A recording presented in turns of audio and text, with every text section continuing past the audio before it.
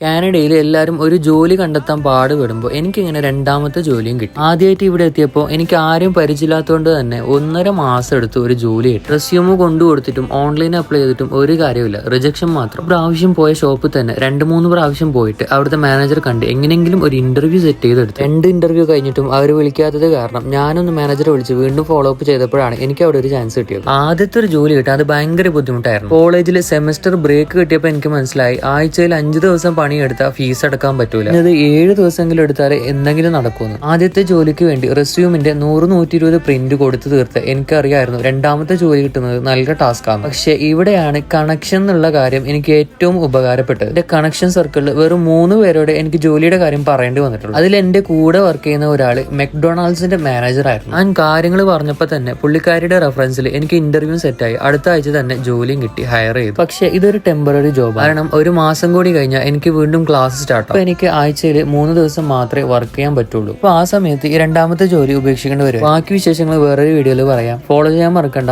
By.